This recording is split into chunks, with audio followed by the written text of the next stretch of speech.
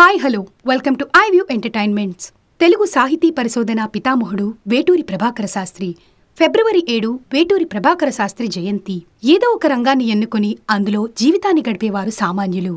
కోరుకుని ఎన్నుకున్న రంగంలో నిరంతరం కృషి సలుపుతూ ప్రత్యేక గుర్తింపును తెచ్చుకునేవారు అసామాన్యులు.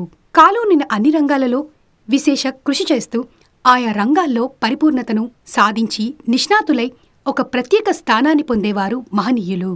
తెలుగు సాహిత్యలోకంలో చివరికోవకు చెందిన మహనీయులు మహామహులు వేటూరి ప్రభాకర శాస్త్రి. తెలుగు సాహిత్యానికి సక్రమమైన రూపం కల్పించి ప్రజలందరికీ అందించే ప్రయత్నంలో తమ జీవితాలను ధారపోసిన మహనీయులు వేటూరి ప్రభాకర శాస్త్రి. చరిత్రలో లభ్యమవుతున్న మొట్టమొదటిగా భావింపబడిన తెలుగు పదము నాగబు అని కనుగొన్నది ఈయనే కావడం విశేషం. భాష అడవి వంటిది, కవిత ఉద్యానవనం వంటిది. ఉద్యానవనం పెంపుసొంపులకు అరణ్య పరిశోధన అవసరమైనట్లే సుకవితకి భాషా పరిశోధన అవసరం అని గట్టిగా నమ్మారు. చిన్నతనంలోనే సంపాదించుకున్న శతావధాని వేటూరి ప్రభాకర శాస్త్రి అనే గొప్ప పేరును తృణప్రాయంగా త్యజించి తన జీవితానికి అర్థం పరమార్థం అవధానం కాదని నిరంతర పరిశోధన అని నిర్ణయించుకుని పరిశోధనకే అంకితమైన ధన్యజీవి వేటూరి. వేటూరి ప్రభాకర శాస్త్రి తెలుగు కవి, భాషా పరిశోధకులు, చరిత్రకారులు, రచయిత, విమర్శకులు, రేడియో నాటక రచయిత, తెలుగు సంస్కృత పండితులు. వేటూరి కేవలం మేధావి మాత్రమే కాదు, తెలుగు భాష చారిత్రక సాహిత్య నిర్మాణానికి అక్షరాలు పేర్చిన మేస్త్రి. ఆయన రచయిత మాత్రమే కాదు, విమర్శన హాస్యరచకు ఆద్యులు. 12వ ఏటే పరభాషలో కవితను చేసిన అనన్య సామాన్యులు. పిన్న వయస్సులోనే శతావధాని. తెలుగు లిపి ప్రాచీనతకు ఆధారంగా దొరుకుతున్న మొట్టమొదటి తెలుగు పదం నాగబు గురించి వెలుగులోకి తెచ్చింది వేటూరి.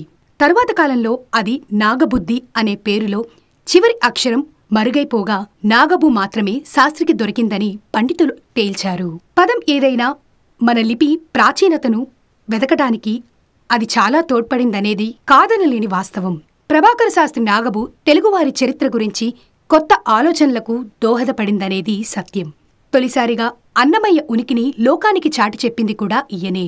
5 శతాబ్దాలకు పైగా మరుగున పడిన పదకవితా పితామహుని గురించి, తెలియని పరిస్థితుల్లో అన్నమయ్య జీవితం గురించి, ఆయన రచనల గురించి ఎన్నో విశేషాలను శాస్త్రి వెలుగులోకి తెచ్చారు. తాళ్లపాక చిన్నన్న వ్రాసిన అన్నమయ్య చరిత్రను పరిష్కరించి ప్రచురించారు. అన్నమాచార్య ఉత్సవాలకు శ్రీకారం చుట్టి ఆయన పదాలకు ప్రాచుర్యం కల్పించారు. సిపి బ్రౌన్ గురించి, తొలి తెలుగు కవయిత్రి తిమ్మక్క గురించి ఈ తరాలకు తెలియజేసింది వీరే.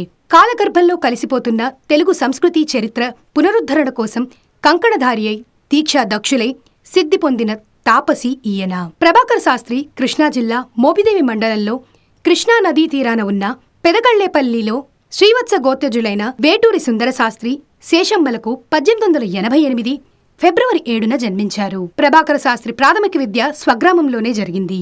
తండ్రి వద్ద, మద్దూరి రామావధాని వద్ద సంస్కృతాంతమును నేర్చుకుని ఉపనయనమైన తరువాత ప్రభాకర శాస్త్రిని ఆయన తండ్రి శాస్త్రాలు అభ్యసించడానికి చెల్లపల్లిలో అద్దేపల్లి సోమనాథ శాస్త్రి వద్ద చేర్పించారు.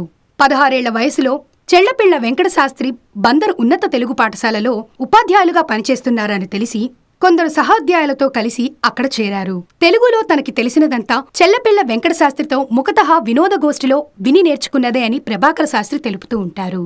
తన 19వ ఏట మద్రాసు చేరి వెస్లీ మిషన్ హైస్కూల్లో తెలుగు పండితుడిగా 2 ఏళ్లు పనిచేశారు. ఆ సమయంలో మద్రాసు ప్రాచ్యలిఖిత పుస్తకశాలలకు వెళ్లి అక్కడ గ్రంథాలను చదువుతూ ఉండేవారు. ప్రభాకర శాస్త్రి తెలుగులో అనేక కావ్యాలను రచించడంతో పాటు అనువాదాలు, వివరణా గ్రంథాలను కూడా రచించారు. ఆయన ప్రాచ్యలిఖిత పుస్తకాలయములలో అనేక తెలుగు గ్రంథాలను చారిత్రక ఆధారములతో సవివరంగా పరిష్కరించి ప్రకటించారు. శృంగార శ్రీనాథం, క్రీడాభిరామం, బసవపురాణం, రంగనాథ రామాయణం, తంజావూరి ఆంధ్రరాజుల చరిత్ర, ప్రాచీనాంధ్ర శాసనములు, శాతవాహనులు, ఇక్ష్వాకులు, రెడ్డిరాజులు, చాటుపద్య మణిమంజరి, అన్నమాచార్య కీర్తనలు, తొలి తెలుగు రచయిత్రి తిమ్మక్క, తొలి తెలుగు శాసనము తదితరులను ఈ రోజు అందుబాటులో ఉంచడానికి వేటూరి కృషియే కారణం. తమిళ, కన్నడ భాషలతో బాగా పరిచయమును ఏర్పరచుకుని ఆండాళ్ రాసిన కొన్ని తమిళ పాసురములను తెలుగులోకి అనువదించారు. మద్రాసు ప్రాచ్యలిఖిత పుస్తక భాండాగారంలో విస్తృత పరిశోధనలు చేశారు. అప్పటి వరకు వెలుగులోకి రాని ఎన్నో తాళపత్రాలు, శాసనాలు, పుస్తకాలు ఆవిష్కరించారు.